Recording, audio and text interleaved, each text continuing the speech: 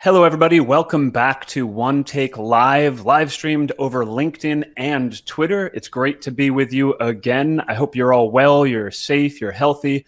If you're not familiar with the format, OneTAKE is a chance for me to speak to experts in their respective fields on the future of work, life, and culture.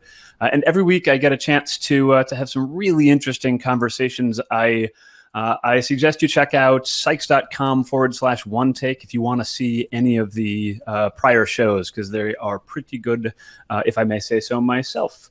And before we get started, also want to mention if in these unprecedented times you find yourself looking for work, Sykes is always hiring. So please do check out Sykes or jobs.sykes.com. Again, jobs.sykes.com. We've got a really robust work at home program we've had for the last 20 years, helping serve the world's leading brands and giving you the opportunity to both achieve livelihood and to be part of a great team. So again, if you're looking for work, Sykes is always hiring at jobs.sykes.com. And on with the show. This one is particularly personally very interesting to me, and I'll sprinkle the discussion as we go as to why. But long story short, I have been an entrepreneur a few times throughout my career. I started 3 different companies, and my next guest is a no question, irrefuted expert in entrepreneurship. So without further ado, I am thrilled to welcome to the show Dr. Rebecca White. Welcome to the show. Thank you, Ian. It's delightful to be here. Thank you. Great. So this is the part of the show, Rebecca, where I talk about you, and you have to just sort of awkwardly sit there and either confirm or deny the things that I say about you. So you're the James W. Walter Distinguished Chair of Entrepreneurship. You're at the University of Tampa, right across the river from my office, and you're part of the University of Tampa called the Sykes College of Business. And for the astute listener who says, hey, wait, that's the same name as the company you work for, Ian, that is correct. It was the founder of Sykes Enterprises Incorporated who contributed to and enabled the establishment of Sykes College of Business. Yeah. And what's more, if it wasn't enough that you were a chair and the head of the entrepreneurship program, you're also the director of the Loth Entrepreneurship Center at the University of Tampa. Yes. So how did I do? Is that all correct? That's all correct. Beautiful. So I want to start not there, but before we got here, before you came to Tampa to establish this capability and to energize the entrepreneurship community, how did it start for you? What did you do that made you passionate about entrepreneurship, or just intrigued by the study of it, that made you take the course that you did and brought you to where you are today? So, Ian, thank you for asking me that question. I actually love to talk about it because I was inspired at a really young age by my mom. And she has a great name. Her name's Betty White, and everybody loves that name. And she always got asked the question, are you the real Betty White? And she's like, I've had that name for all my life. So I was really fortunate. I grew up in a very rural part of the United States in southern West Virginia. And my mom was a true innovator. She was an artist. She was, creative. She was a national flower show judge, from this small town. She was an artist, painting nudes, again, in this small town. She was a jogger and a runner long before people did that sort of thing. She was just an innovative, free spirit. And so she lived what I now call an entrepreneurial mindset. And she did have a business. She was a florist in this small town. So I grew up in that kind of environment. But I also, my parents also valued education. So they encouraged me to go to school. And, when I worked some, but every time I didn't know what else to do, I went back to school. And before you knew it, I had a PhD. So it was kind of an interesting combination of things that came together for me. Oh, that's tremendous. I wish I'd known that. I'm going to scrap all the questions I have planned, and we're going to just hone in on the original Betty White. That's amazing. That's tremendous. So she was your inspiration. She was an entrepreneur. She had, as you said, the mindset that just sort of naturally drove her to really, I guess, innovate. And as you said, at a time when that was probably somewhat difficult for her. So that inspired you. So, okay. So you kept going to school, you got yourself a PhD, but what did you go to school for? So I started in math, and only because I was good at it and I didn't know what else to do. But I ended up in business. And so my doctorate is in strategic management. And what you do with a PhD in strategic management is typically you teach. So I went into academics and started teaching, and found that I really loved it. But I still had that entrepreneurial spirit. And so teaching graduate and undergraduate classes wasn't really enough for me. So I really got interested in this whole new emerging discipline of entrepreneurship. Now, obviously, business startups is not new. It's been around as long as we've had transactions. But the idea of studying entrepreneurship was relatively new at the time. So this would have been late 90s, and it was the .com era. So there was a lot of excitement around entrepreneurship. So I got involved in that area of study and offered a course at the university. I was in the Cincinnati, Ohio area, and offered a course. Students got excited about it, and we started building programs from there. That's tremendous. I guess the appeal of being the entrepreneur, probably, as you said, starting things is not new.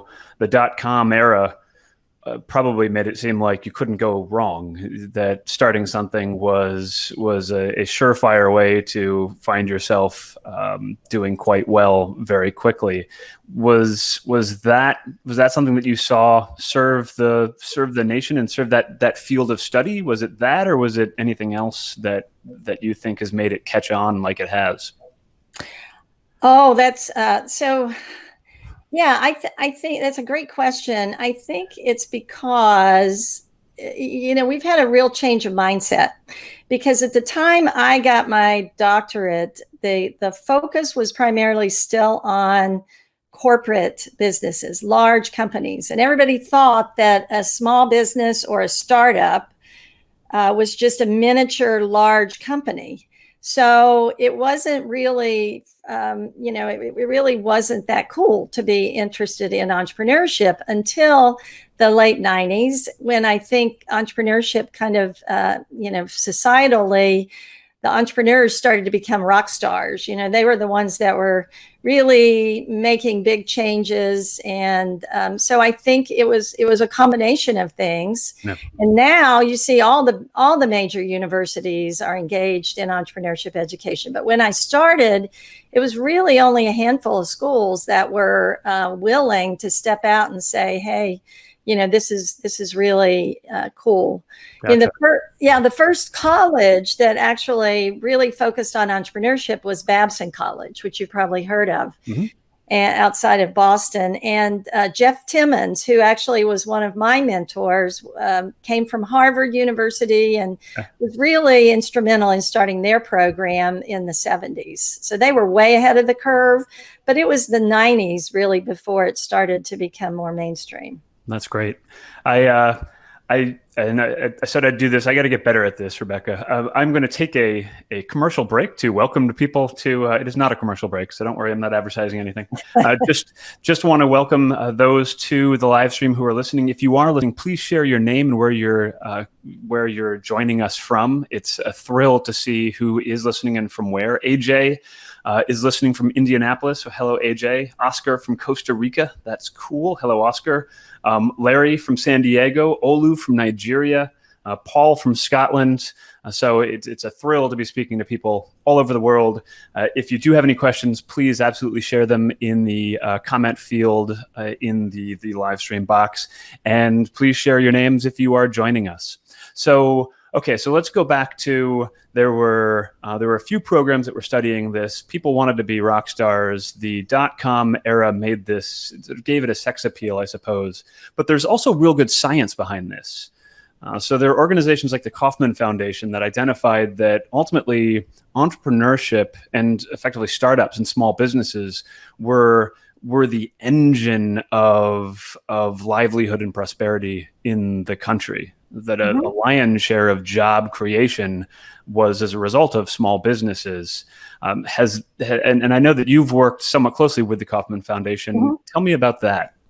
So yeah, the Kauffman Foundation has been instrumental in driving entrepreneurship education. It's been they have 3 different focuses, and it's been one area that they've really focused on.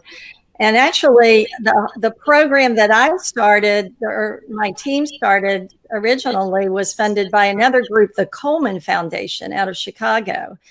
And those kinds of groups really focused, on helping universities start these programs, as well as conduct and support research in this area. So you're right. What they originally were able to show is that the majority of new jobs are created by startups. So in that sense, entrepreneurship really is the driver, the economic driver. And they've also looked at a lot of communities where entrepreneurship is heavy over the years, and they found those to be more prosperous communities. So you're right. There is a lot of research, and they've also supported research that's looked at the value of an entrepreneurship education. So students that study entrepreneurship are more likely to be innovative in the workplace, even if they go into corporations like Sykes, for example. Sure.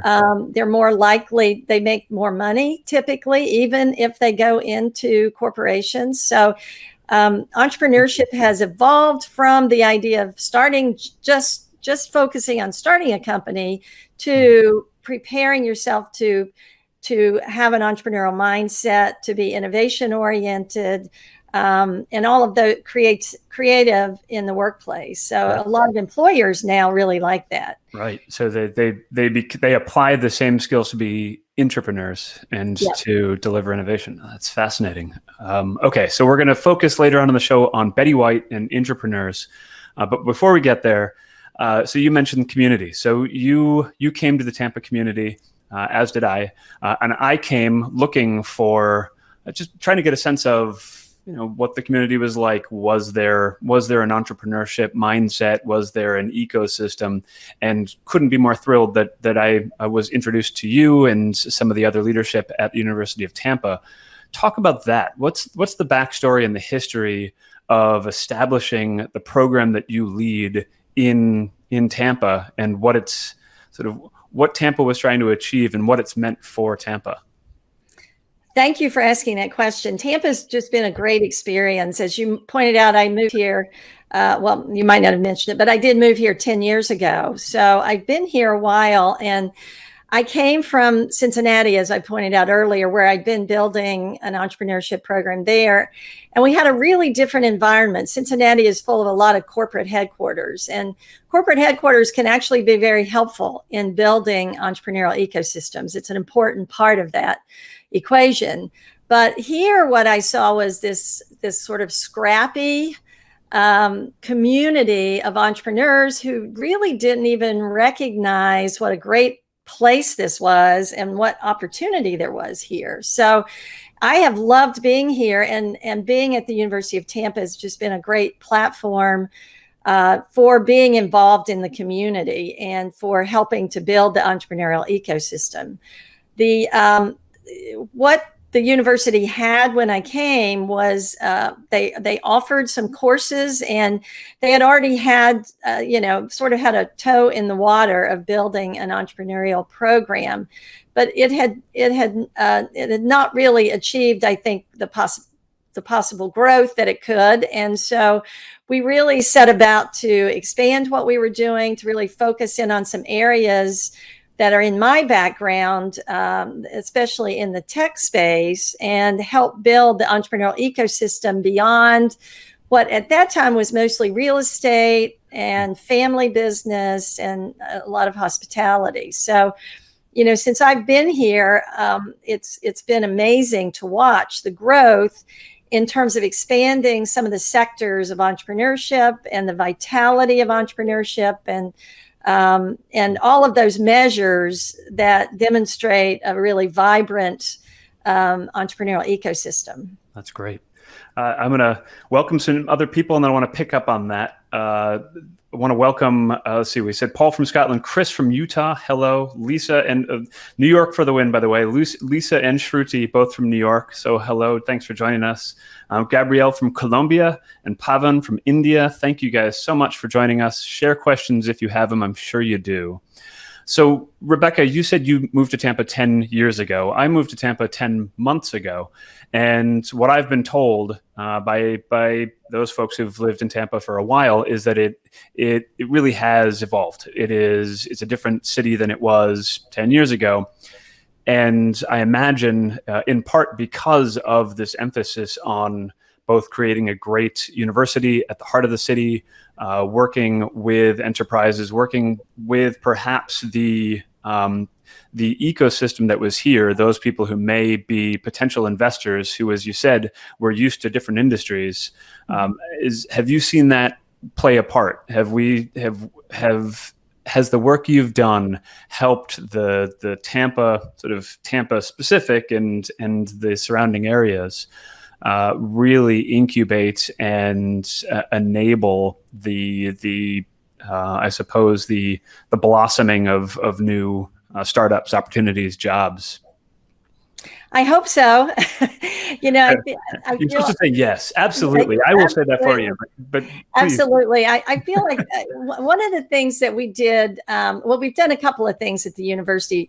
We obviously offer typical university degree programs, but we built a beautiful center, a 25,000 square foot center, and a part of that center is programming to support entrepreneurs, including community entrepreneurs as well as our own student entrepreneurs. And we also started an annual review of the entrepreneurial ecosystem back in 2016. And we actually publish all of those studies on a website, which you can find. It's tampabayeso.org, ESO standing for Entrepreneurial Support Organizations. And we measured the number of support organizations that were available. We also measured diversity of people and industry. We actually used, you mentioned Kauffman. Kauffman funded our initial study, and we used a model that they had originally designed. But we looked at all these measures of the ecosystem back in 2016. And one of the concerns that we saw two items, but one was really a lack of collaborativeness, which is very typical in entrepreneurial ecosystems. So in our report, we pointed that out. And I'm really proud to say that out of that initial report, a group came together and started something called Synapse. And Synapse is, as you, I think, know, a way to bring entrepreneurs together in the community, and has really elevated our community, I think, in terms of people outside of this region knowing more about it. And we've had a lot of other, new additions to the entrepreneurial support organizations recently. And so I think that one of the things we did was highlight what was here, highlight some opportunities, highlight some gaps, and what we called bottlenecks in the system. And hopefully that's been a help to the community. That's great. That's what I find most fascinating too, just because I guess the backstory on me is the 10 months ago that I moved to Tampa. I moved from the Bay Area, from the other Bay Area, it's like the other Betty White. I'm going to keep coming back to Betty White. There's a lot of material here. But so the other Bay Area on the West Coast, in which Silicon Valley has a massive influence. And there was science to how it developed too, but it's quite mature. Right? There have been entrepreneurs who've started companies that have become massive, that have gained the personal resources and wealth that have funded the incubators and the venture capitalists to then nurture that next layer of soil that's been laid down in which sequoias can grow. And so that's why you see the Facebooks and the Googles and others come from there. Tampa is earlier in that evolution, and it's fascinating because you've approached it really with a science. You've approached it by looking at what did you need to create that ecosystem. Was it funding and financing? Was it experience? Was it collaboration? Was it an institution? And you're progressively sort of establishing, evaluating, iterating. So that's what I found so interesting here, because I imagine it's a playbook that can be deployed in any community that is eager to create exciting new future-proof jobs and the prosperity that comes from startups and entrepreneurs. Absolutely. And I get calls all the time asking me to come to communities and talk about what we've done here. And I think it's definitely, one of the things that we're going to be doing next is kind of looking at our resilience. And I know we're going to probably get to talking about the current pandemic. The goal over the next 3 years is really to see how this ecosystem has responded to that, and kind of see whether we have the resilient features that are needed. And so coming from my background, I love the science approach as well. Right. Scientific approach. So I guess resilience perhaps is a good segue. So I want to take you through 4 different categories as we explore this creature called the entrepreneur. Right? And the 4 categories are as follows. There's the person themselves. There's the idea, often mentioned as sort of the catalyst for starting anything. There's the equation, sort of that ecosystem. And then there's category 4 is special sauce. And so I want to go through each one of those. And because, again, my personal journey as an entrepreneur, I started 3 different things in the course of my career. I also held roles and had jobs in big companies. And there was sort of a different reason almost every time why I decided to take the leap and start my next venture. There was a different set of circumstances. There was a different, ecosystem, and there was a different team. Some I started with one partner. Others I started with multiple partners. So that's where I come from. It's an amazing art and science, and that's why I'm so excited to talk to you about it. So let's start with the person. So do you find, in your experience, in your exposure to communities and entrepreneurs and those studying entrepreneurs, that there is a single sort of character type? Is there a single type of person that when you see, they tick all the boxes and that's an entrepreneur, she's going to make it, versus that person wants to be but just doesn't have what it takes? It's not quite that clean. I think that I will say that it's pretty clear after working with entrepreneurs for most of my life and being an entrepreneur. Yeah. It's pretty clear to me in a pretty quickly whether someone's going to succeed or not. So there are, I think, some attributes around that what we call the entrepreneurial mindset. Entrepreneurial mindset is probably the area I'm most interested in as an educator. And it's something that, I really work with a lot. We do have an assessment that we use, an entrepreneurial mindset profile, but it's not perfect, as most of those assessments are. But one of the things that we have, I think in other conversations, I've talked to you about something called effectuation theory.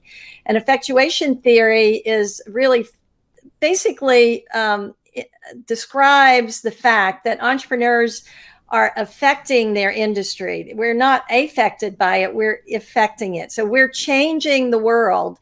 And that effectuation theory basically suggests that people are going to start businesses based in some combination of who they are, what they know, and who they know. So I think, we create a lifetime of preparing to be entrepreneurs, and I don't think we ever perfect it. I also tell my students that entrepreneurship is like yoga. You show up every day, and some days are going to be good, and some days you're not going to be able to get into that zone, or you're not going to be able to accomplish what you thought you could. Yeah. But the real value is that you show up every day. So I do believe there is an entrepreneurial mindset, and it's a much longer discussion, and I'm happy to share it with you. But, there are 3 components to the model, 3 competencies to the model that I use. And one is opportunity recognition, the ability to recognize opportunities.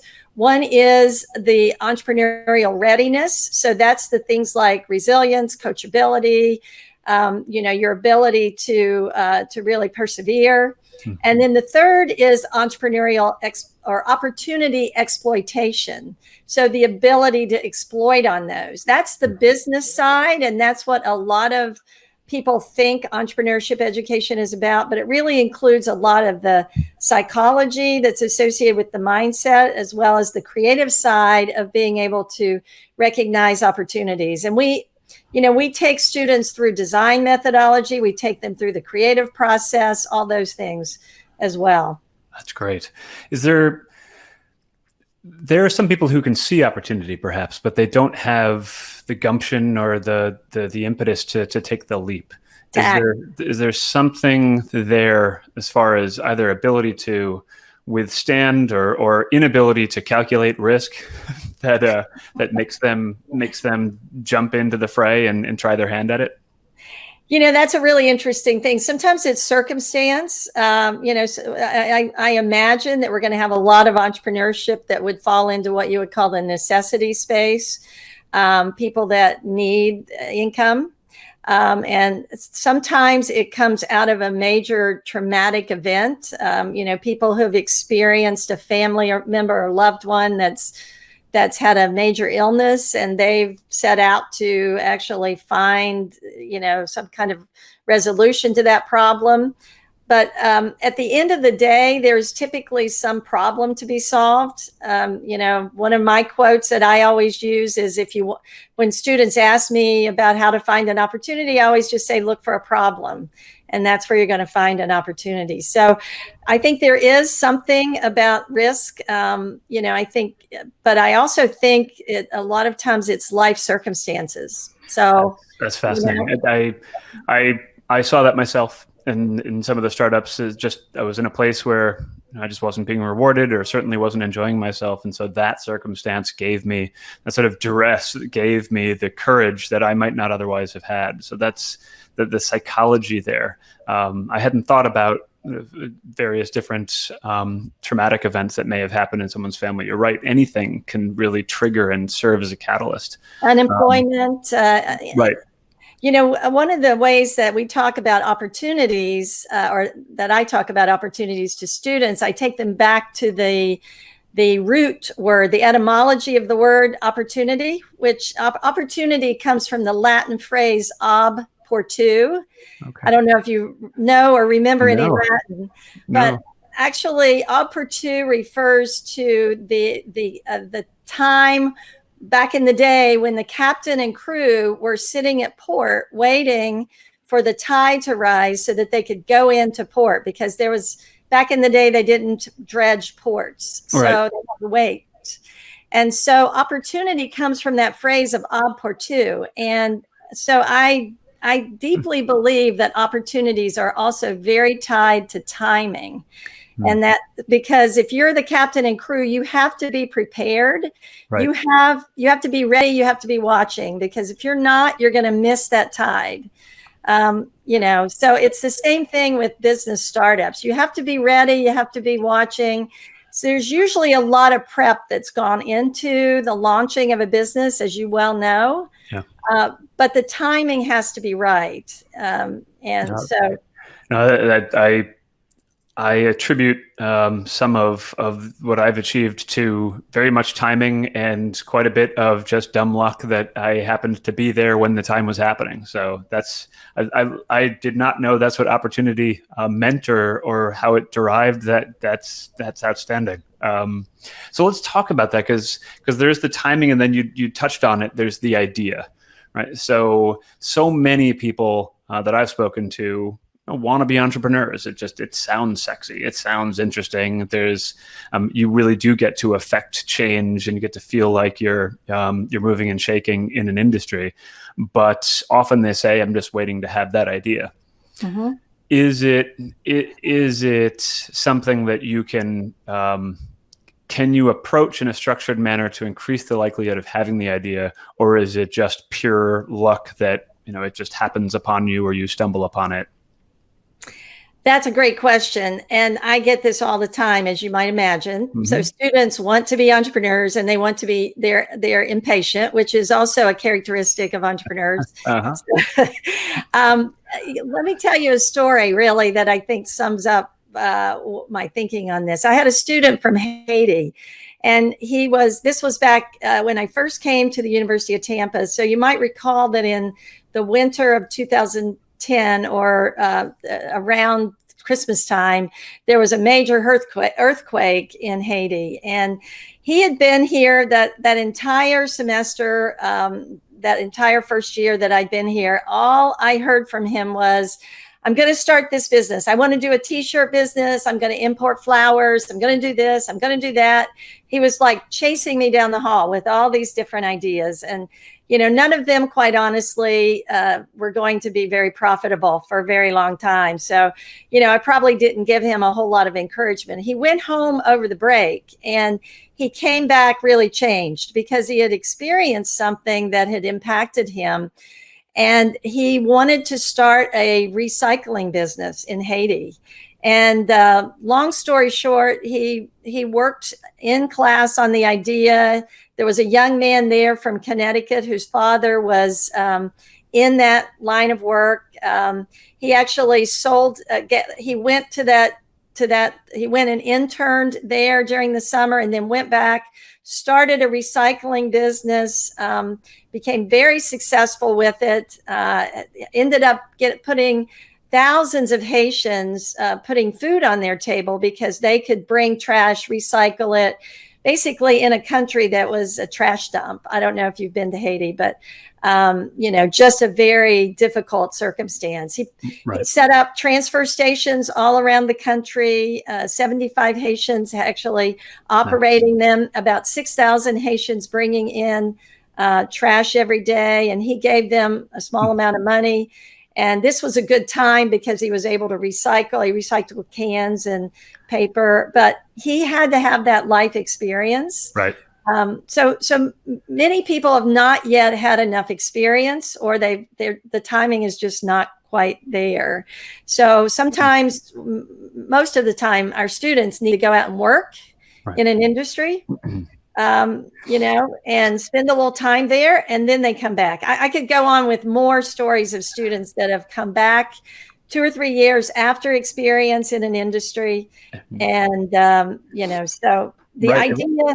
Yeah, the idea often needs life experiences to germinate and develop. Well, so it's ultimately what you're teaching is effectively a lens through which to look at the world, to identify opportunity, and then the patience to stumble on that thing that both has an opening and is something that compels you.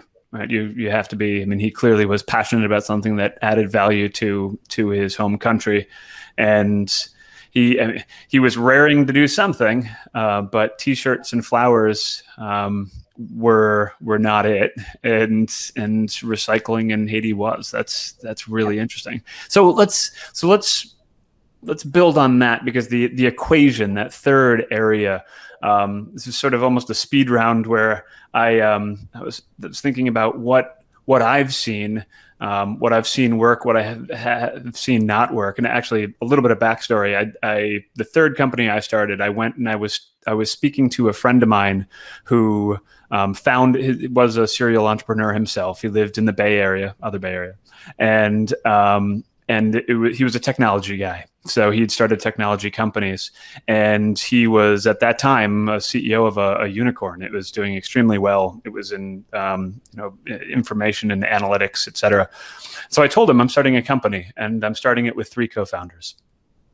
And he on the spot looked at me and went, "That's not a good idea. I've never seen that work," which really took the wind out of my sails for that brief moment, because I just thought, well, if anybody knows, this guy does. And he just totally smacked down the idea that starting with that many founders was a good idea. So I head into the equation section of our discussion by first asking, have you seen in your experience that startups are best started by the lone entrepreneur, or by a dynamic duo, or a tremendous trio, or I got nothing for 4? But what generally seems to fit the equation?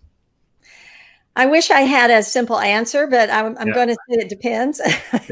Yeah, I would expect that. Yeah, I started a business with a co-founder, and so I've had that experience, and it definitely has challenges.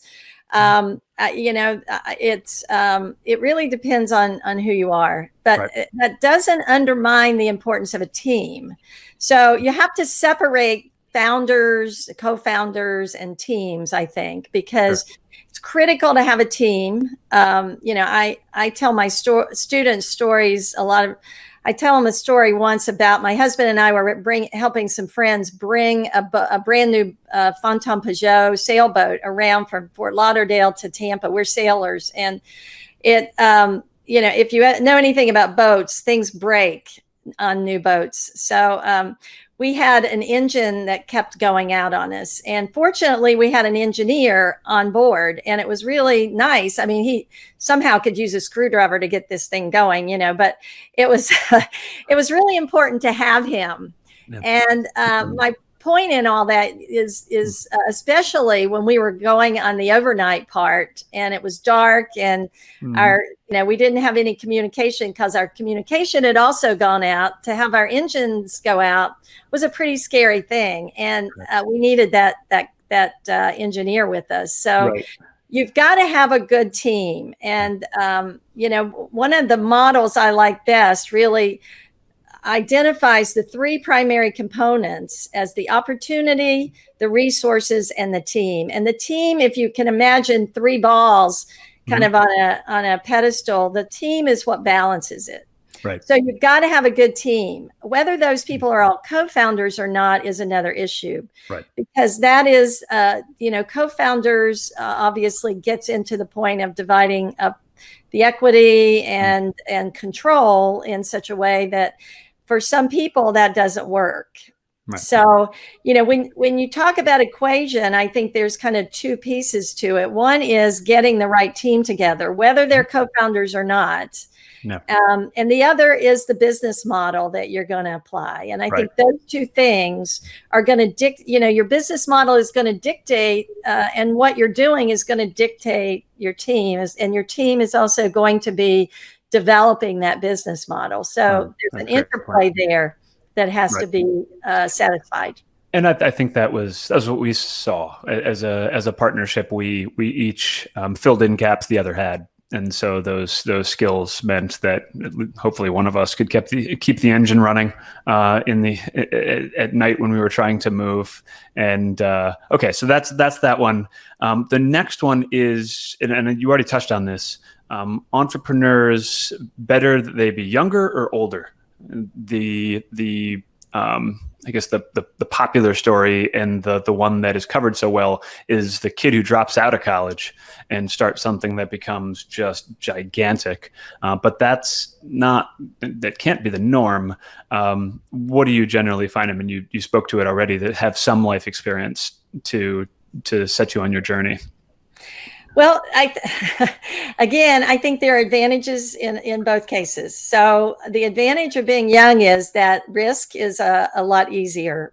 You're not putting as much at risk. So you dive in, and there are going to be mistakes. There are going to be failures along the pathway to success always. So when you're young, a lot of times it's kind of like when a little kid skiing, they don't fall quite as far. And so it's less painful. That's funny. And yeah. So I think that's the advantage of youth. The advantage of being more experienced is just that you've got life experiences. So, right. What is really fascinating to me is how many young people really want the partnership or the involvement of someone that's got the experience. So, maybe the ideal model is some combination there. If you can find people that can manage to cross those generations and work together. Yeah, I must say, and I'll take a break to welcome other guests onto the live stream. So Dennis from Costa Rica, hello. Enrique from Miami, hello. And Rebecca, a gentleman named Jim McLeod, who both said that the question I just asked you was a good one, and also suggested, quote unquote, that you be careful with your answer as to the appropriate age of an entrepreneur. And for those who don't know, Jim McLeod is the consummate entrepreneur, and also happens to sit on the board of the University of Tampa and of Sykes Enterprises. Yes. So Jim, thanks for being on the show, and thanks for cautioning my guest. Last one in the equation speed round is industry veteran or absolute upstart newcomer who is there to just tear things up and disrupt.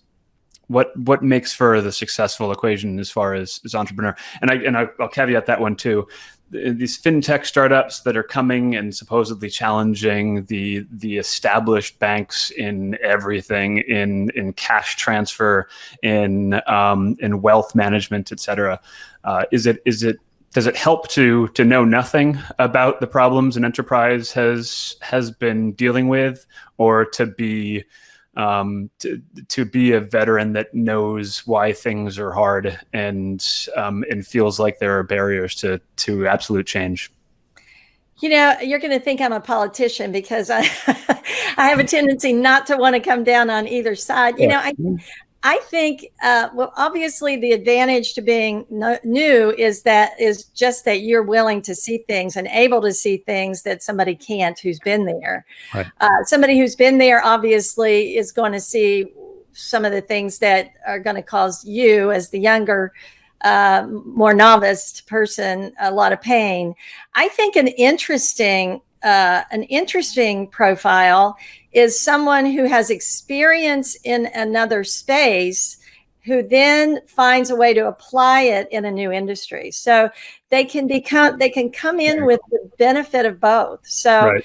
I think if I had to pick an almost ideal context, it would be somebody that has enough experience in a different or related industry, but is still able to see to look at something with the newness of being new. I really like that. So the transference of your skills and your approach, where that you've solved a problem, perhaps, or one industry might traditionally do that. We see that a lot when seemingly everyone uses sort of the Amazon example, where they're trying to figure out how to Amazon everything as far as speed, visibility of your order, customer care. And so that's almost using that lens to look at more traditional problems. I like that. The Amazon management system. I have it right here. Do you? Okay. It's the latest trend, isn't it? Well, it seems to be. And it's, there's some, certainly there are pluses and minuses to it, but the ability to truly scrutinize every component of a value chain and understand how to unleash value that's sort of calcified or stuck or prevented by traditional ways of doing things, there's certainly justification for applying that. Absolutely. Okay, so topic number 4, special sauce. So special sauce, which is, we've talked about young versus old. We've talked about people with gumption who want to affect change. Is there anything else? Is there that person who grew up with a mother who was naturally an entrepreneur and a path maker, or is there somebody who just happens to grew up with opportunity and means, and so is able to take greater risks, or somebody who grew up with real hardship, so had that drive to achieve great things? Is there anything that you found as sort of an additional spark or element to making an entrepreneur? I think it can vary from person to person. I think there is always some kind of special sauce. I think it could be a personality factor, like you're talking about, but I think it could also, I think passion is probably the one thing that most people talk about. You're really passionate about something. Yep. But I will share an interesting study. I don't know if you've heard of the big 5 personality factors. And basically this goes back, psychologists have figured out that there's like 5 personality factors that are pretty much consistent across our lives. And you can always think of them with the acronym OCEAN. And, the openness to new ideas, conscientiousness, extroversion, aggressiveness, and neuroticism. And they looked at entrepreneurs, and among those 5, they found one factor that was more likely to be found in people who self-described as entrepreneurs. I feel a test coming on. And I think I said aggressiveness, but I meant assertiveness, but that's not it, actually. Yeah. Is it openness? Is it O? Most people say openness, but interestingly, in the study, if I'm going to be wrong, at least I'm wrong with the majority. That makes me feel better. It was conscientiousness. So what's fascinating about that is, I think the one element that a lot of people underestimate, that very, very well, is just like everything else, it's a lot of hard work. And so I think, I think one of the key things that I've found that makes a big difference also, besides just willing to work hard, is your openness, not just to new ideas, but your openness to a network and your access to a network. And, that's pretty important. With our students, we also talk about coachability. And so when we've got, I would say that's probably important, and it's probably tied to learning. So every entrepreneur has to be a learner. And if you're fascinated and curious and really interested in learning and willing to work hard, I think that trumps almost everything else, even passion, even though passion's important. But I think passion a lot of times describes somebody who's curious and who's a learner, who really just, is fascinated by the world. I mean, look at Sir Richard Branson. I mean, I think he's sort of one of the, epitomes of an entrepreneur. Right. And I think it's curiosity that he talks about that has been really the factor in his life. I'll tell you, the passion really struck me that you mentioned Synapse. And there was an innovation event that they held here in Tampa, and there are many like them held around the world. And what drew me to individuals was their clear conviction and commitment to their story, their message, the problem they were solving, to engaging with you, to I guess convincing you that what they were saying really had meaning. And so that I think drove me, because you're right. It's I think we've talked about, I've always said, it's the hardest job you'll ever love.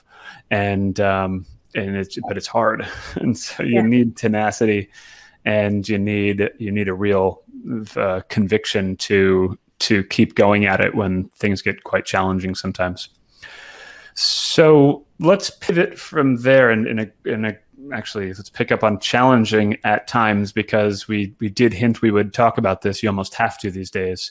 We are now in the in the COVID era, and who knows how long this will ensue. But the impacts on business are clear, and in some cases catastrophic. Yeah. And so we're seeing, I mean, heck, simply if you've got a business that requires people to go to it, that's a challenging dynamic. I mean, if restaurants can only operate at 25% capacity, that impacts your business plan significantly. Yep. Is this that cauldron? Is this that petri dish in which people are identifying problems that are the opportunities, or is this going to set us back for a while? You know, it's really fascinating, and I think we can look back at a lot of other crises that we've been through. Maybe one that hasn't affected us quite like this, but you know, if you look back at our economy and what happened after 9/11 as an example, yes, it's kind of Darwinian. We're going to lose some businesses. There's no doubt about it. And the ones that survive are going to be the ones that are able to pivot and adapt. And, you know, I think we're all trying to figure out what I hate the phrase new normal because I know everybody's using it, but what things are going to look like. I just wrote a blog about trust because we're all working remotely now. And I talk in that blog about how do we build trust and how much harder it can be to build trust when we're doing it through virtual communication. Right. And so a lot of things that we take for granted are going to be changing. And I think it's, you know, it's just, I don't think there's any magic formula, but I do think it is a very exciting time for anybody who has an entrepreneurial mindset. Because if you do have an entrepreneurial mindset, you have some big old opportunities out there because you've got some big problems. So I do think it's a very good time to have that mindset. For people who don't, it's going to be a very painful path. But for people who do, it's going to be a lot of hard work figuring it out. But again, it goes back to the whole premise.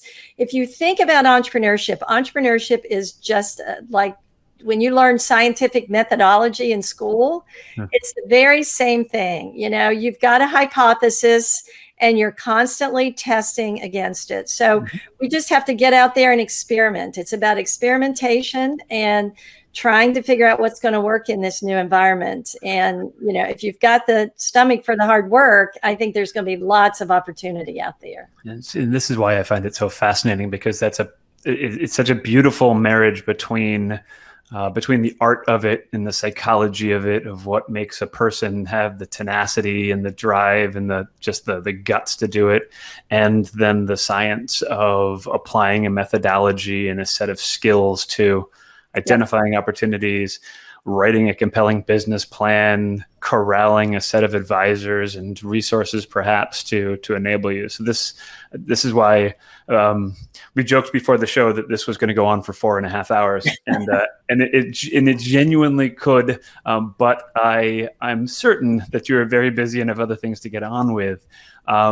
Rebecca, I'll leave with one last question, which is, how has this impacted you in teaching and communicating and interacting with your students and the community in Tampa?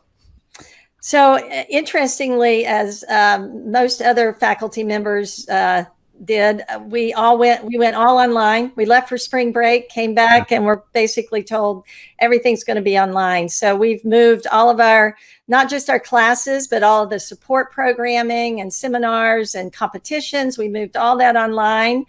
I was already working on a project, as you know, because I had you as a guest. I started a podcast back in November as a way to bring inspiring stories to my students. And interestingly, when this happened and all of our education virtually everywhere went online, I suddenly had something I could share with other professors. So, you know, the podcast is In Factor Podcast, and there's a blog that goes with it. So it's really, I've been energized by it. I mean, obviously, I'm very saddened by all the loss and pain that a lot of people have had, but I've been working incredibly hard and having a great time, and doing my podcast and writing my blog, and sort of sharing some of what I've gathered through my experiences, and through the, sharing the people that I get the opportunity to meet with students or anybody who's interested in entrepreneurship. So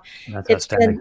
been, we don't know what the future is going to be for higher ed. That's a big question, but we're all figuring it out. And I think we're ready to embrace what we've got ahead of us. That's tremendous. Well, Dr. Rebecca White, thank you so much.